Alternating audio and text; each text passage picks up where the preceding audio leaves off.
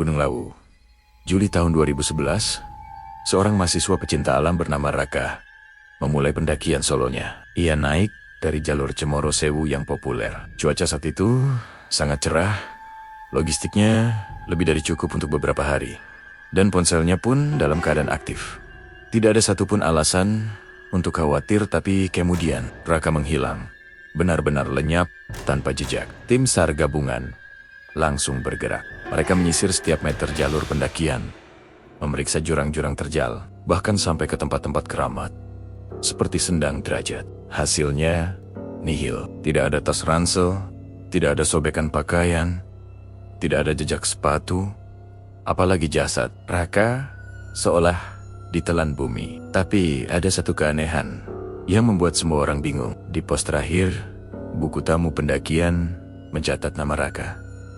Bukan saat masuk, tapi saat keluar. Tertulis, ia sudah turun 2 hari setelah tanggal pendakiannya. Catatan itu seolah menjadi penutup kasus. Tapi semua orang tahu, Raka tidak pernah benar-benar turun. Kasus ini pun akhirnya ditutup dengan label hilang secara misterius. Keluarganya berduka, teman-temannya pasrah. Nama Raka perlahan menjadi legenda, sebuah cerita pengingat tentang betapa mistisnya Gunung Lawu. Waktu terus berjalan. 12 tahun kemudian, tepatnya di tahun 2023, seorang pria tiba-tiba muncul di sebuah warung kecil dekat gerbang Cemoro Sewu. Penampilannya sangat aneh, pakaiannya lusuh dan kotor.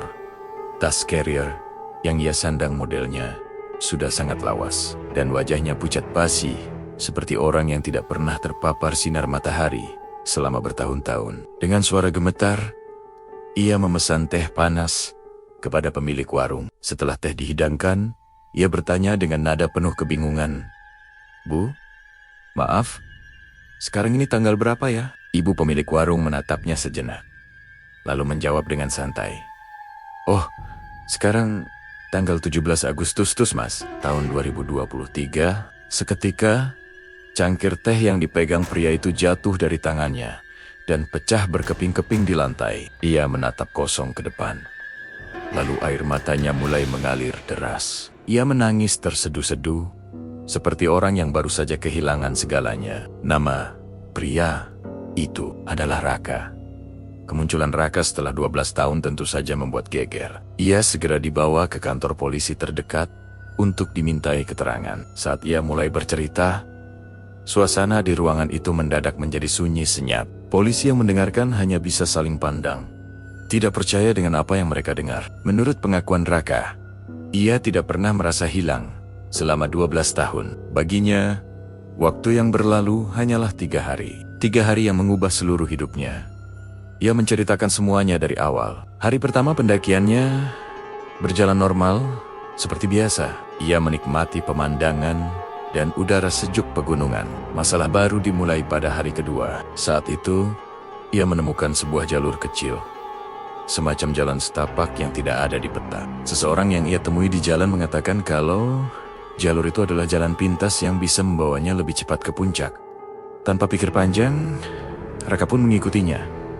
Dan di hari ketiga, segalanya berubah total. Saat sedang berjalan sendirian di tengah hutan yang semakin lebat, Raka tiba-tiba mendengar suara alunan gamelan. Suaranya bukan samar-samar atau terbawa angin, tapi sangat jelas, teratur, dan terasa begitu dekat. Didorong oleh rasa penasaran, ia mencoba mencari sumber suara itu.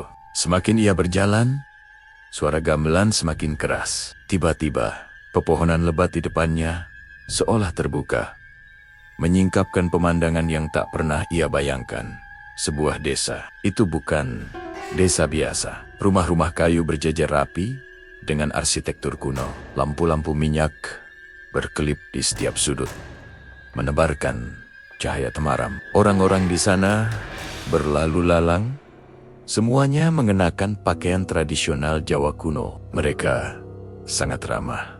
Mereka tersenyum padanya, menyapanya, seolah ia adalah tamu yang sudah ditunggu-tunggu. Semuanya tampak normal, damai, dan tentram, kecuali satu hal yang membuat bulu kuduk Raka berdiri.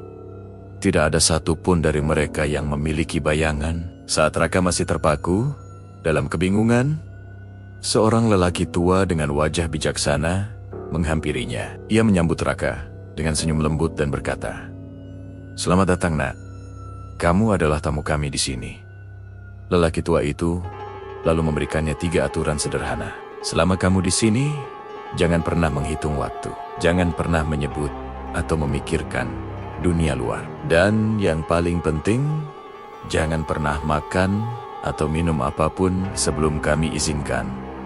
Raka mengangguk, mencoba memahami situasi surreal yang sedang ia hadapi. Ia tinggal di desa itu, merasa seperti berada di dunia lain. Ia melihat kegiatan warga, mendengarkan musik gamelan yang tak pernah berhenti, dan merasakan suasana senja yang abadi. Tapi rasa lapar dan haus dunia nyata mulai mengganggunya. Suatu hari, ia melihat hidangan lezat tersaji di sebuah meja. Tanpa pikir panjang, didorong oleh rasa lapar yang tak tertahankan, Raka melanggar salah satu aturan itu. Ia mengambil sepotong makanan dan memakannya. Dan sejak saat itulah, segalanya menjadi mimpi buruk. Ia sadar bahwa ia tidak bisa keluar dari desa itu. Setiap kali ia mencoba berjalan pergi meninggalkan desa, jalannya selalu berputar dan membawanya kembali ke alun-alun utama. Hari tidak pernah berganti, selalu dalam suasana senja yang sama. Anehnya, perutnya tidak pernah merasa lapar lagi. Tapi tubuhnya juga tidak pernah merasa benar-benar hidup. Ia seperti terperangkap dalam sebuah dimensi waktu yang beku. Namun, ada satu hal yang paling mengganggu dan membuatnya ketakutan setiap malam. Setiap malam tiba, salah satu warga desa akan berdiri diam di depan rumah yang ia tempati. Orang itu hanya berdiri di sana, menatapnya tanpa ekspresi selama berjam-jam. Lalu sebelum pergi, ia akan berbisik dengan suara lirih yang menusuk, "Gantimu belum datang." Kalimat itu terus terngiang di telinga Raka. Malam demi malam, orang yang berbeda, bisikan yang sama. Barulah Raka sadar, ia bukanlah tamu. Ia adalah tumbal. Desa gaib itu membutuhkan pengganti untuk menjaga keseimbangannya.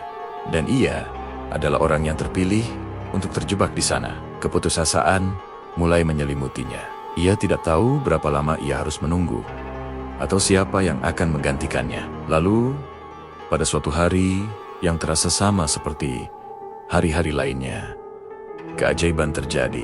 Suara gamelan yang biasanya selalu terdengar tiba-tiba berhenti. Hutan di sekeliling desa menjadi sunyi senyap. Lelaki tua yang dulu menyambutnya datang menemuinya lagi. Dengan wajah yang sama tenangnya, ia berkata, "Waktumu sudah selesai. Nak, kamu boleh pulang sekarang. Sudah cukup." Dalam sekejap mata, Raka merasakan kepalanya pusing luar biasa. Pemandangan desa gaib itu memudar. Dan tiba-tiba, ia sudah berada kembali di jalur pendakian yang dikenalnya. Tas carrier-nya masih ada di punggung. Terasa berat seperti sedia kala. Ia melihat jam tangan di pergelangan tangannya. Jarumnya berhenti, menunjuk pada tanggal dan jam di hari ketiga pendakiannya, 12 tahun yang lalu. Tanpa membuang waktu, Raka berlari menuruni gunung secepat yang ia bisa. Dan di sanalah ia menemukan dunia yang telah melompat 12 tahun ke depan. Tapi, cerita ini belum benar-benar selesai. Ada satu detail terakhir yang dicatat oleh polisi dari penyelidikan mereka. Sebuah detail kecil yang membuat semua orang yang mendengarnya merinding ketakutan. Saat memeriksa buku tamu pendakian terbaru di pos Cemoro Sewu, polisi menemukan satu nama baru yang tercatat masuk ke Gunung Lawu. Orang ini mendaftar tepat di hari dan jam yang sama. Saat Raka ditemukan turun dari gunung, namanya memang berbeda, bukan Raka, tapi ada satu hal yang janggal. Tulisan tangan yang digunakan untuk mendaftar sama persis dengan tulisan tangan Raka. Dan sampai video ini dibuat, pendaki dengan nama itu belum pernah tercatat turun kembali. Gantinya telah datang. Terima kasih sudah menonton. Jangan lupa untuk subscribe channel Radio Jampang agar tidak ketinggalan cerita-cerita misteri lainnya. Tetaplah waspada dan selalu hormati alam dimanapun kalian berada.